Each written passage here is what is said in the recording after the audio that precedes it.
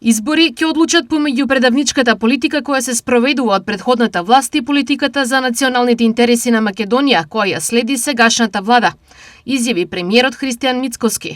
Но за брго денеска, веќе сме во втората половина од нашиот мандат, ќе имаме парламентарни избори, па граѓаните нека одлучат.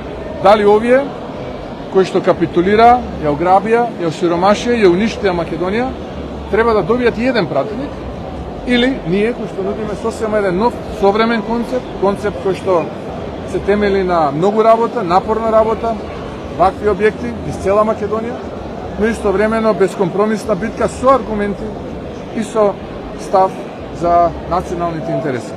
Тоа е она кој што ќе добиете од оваа опција. Од другата опција гледате свитка на кичма, меко ткиво, криминал, корупција, грабеж, понижување, омаловажување. Тоа ќе биде изборот на следните парламентарни избори и граѓаните ќе треба да одлучат. Евентуални уставни измени според Мицкоски е само отварање на пандорината кутија во која се сместени серија од барања кои не се нови.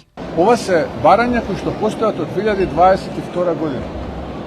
Јас разбирам дека некој има потреба да манипулира, затоа што потпишал капитулација, затоа што бил политички неуспешен, затоа што бил национално исплакнат, затоа што бил обременет со криминал и корупција и бил подготвен бел лист хартија да потпиши, да прифати се.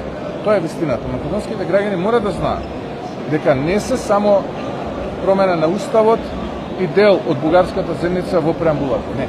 Тоа е само почеток. Тоа е само ја отвараме пандорината кутија. Следи акцискиот план, следи работата на историската комисија, следи протоколот 2, каде што работата на историската комисија е само едно од барањата.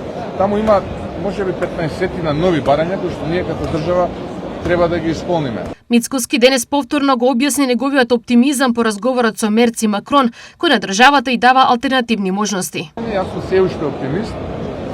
Кога станува збор за разговорот кој што го имав со канцеларот Мерц и со францускиот претседател Макрон, затоа што тоа што го разговаравме на тој состанок е сосема различно од тоа што е разговарано на вчерашниот состанок, така што ние мора да бидеме оптимисти и да работиме, истовремено да ги штитиме македонските национални интереси, истовремено да не влегуваме во авантура, истовремено да не бидеме очајници и давеници, како што тоа го правеше претходната влада,